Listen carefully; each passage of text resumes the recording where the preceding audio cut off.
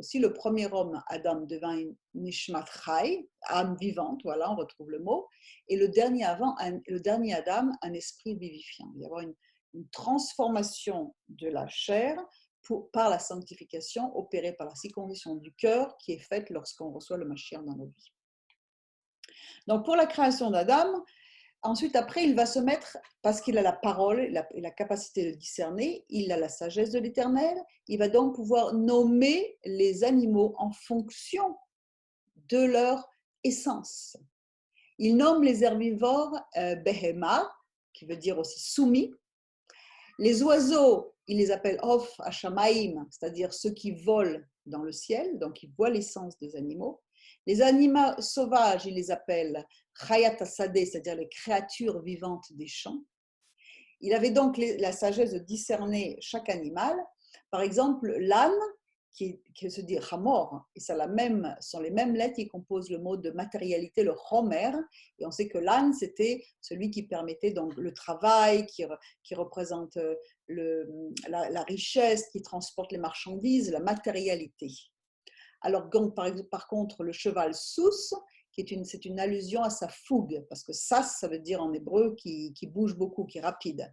Et kelev, le chien, c'est comme le cœur, près du cœur. Il est comme un cœur, et c'est vrai que les chiens se sont très fidèles à leur maître. Donc, tous les noms de ces animaux ont été donnés par Adam, qui était directement connecté à l'Éternel, par son esprit, parce qu'il savait discerner quelle était la fonction de chacun de ces animaux. Et finalement, il arrive à se dire, et moi, j'ai personne. Donc, ça va générer la création de Chava. Et l'Éternel Dieu lui dit, il n'est pas bon que l'homme soit seul, levado. Je lui ferai une aide semblable à lui, qui en fait, en hébreu, c'est kenegdo, et on va étudier un petit peu ça. Et là, il n'est pas bon à l'homme qu'il soit seul. Ce n'est pas exactement la bonne traduction, parce que pour nous, ça veut dire qu'il est célibataire. Mais ce n'est pas ça, c'est plutôt qu'il est séparé ou isolé. Et par exemple, aujourd'hui, le confinement, on appelle ça en hébreu bidoud, les vad. Des bidouds, il y a la même racine qui est à l'intérieur, c'est-à-dire séparé, isolé. L'homme n'était pas seul, puisqu'on a vu qu'il a été créé mâle et femelle, homme et femme, donc dans Genèse 1, 27. Mais il avait donc aussi reçu l'ordre de procréer, et ce qui veut dire, donc ce n'est pas un livre chronologique, mais ce qui veut dire qu'il y avait déjà la capacité de pouvoir arriver à procréer. Donc, si on comprend le sens du Midrash, qu'on a dit qu'ils étaient collés l'un à l'autre, on a vu un peu plus haut, ça veut dire qu'ils ne permettent pas d'avoir une direction, une vision commune. Parce que si chacun regarde dans un sens, on ne peut pas aller dans le même sens. D'accord ? Donc, il était seul dans sa tâche, il était seul dans sa fonction. Et il fallait qu'il s'unisse à sa femme pour fonder une famille, pour avoir une direction pour la famille. Et donc, Dieu voulait lui donner une aide pour cette mission d'aller peupler et remplir la terre. Et le mot donc, qui est utilisé ici, qui est negdo, semblable à lui, c'est pas ça. Neged, ça veut dire contre. Ça veut dire en face et aussi contre.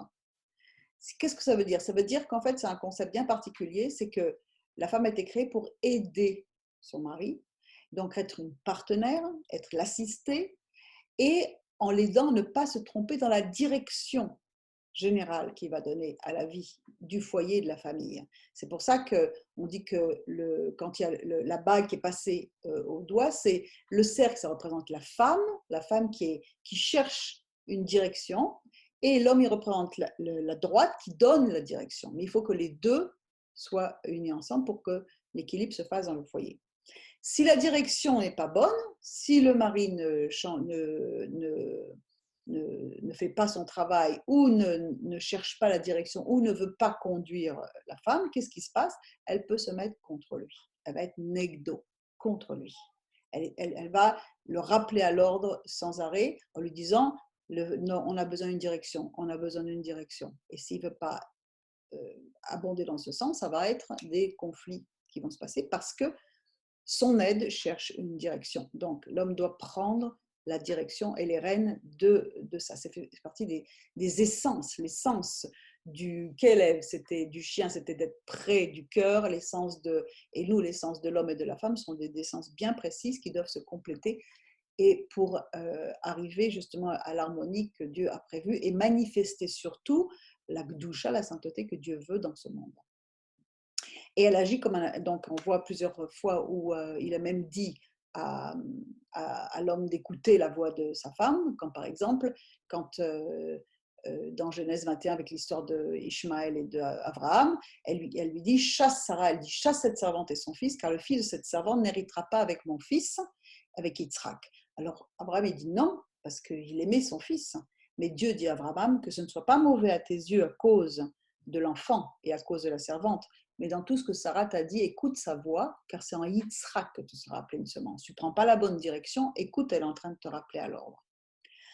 Donc, ce qui veut dire qu'il y a plein de choses dans cette histoire de couple que Dieu a créé. Et bien entendu, ce n'est pas une raison pour que la femme devienne une querelleuse, puisqu'on a beaucoup de passages dans la Bible, notamment dans Proverbes, qui nous dit qu'il vaut mieux habiter une terre déserte qu'avec une femme querelleuse et irritable, et qu'elle est là pour aider. Si elle ne fait pas sa fonction de aider ou de supporter, eh bien, le foyer, elle peut détruire son foyer également. Le mot en hébreu se dit donc, pour homme, ça se dit ish, et le mot c'est isha, c'est-à-dire tiré de ish. Elle a été tirée. Ève a été tirée de ish, donc on a ces deux mots, ish, isha, qui s'écrivent de la même façon.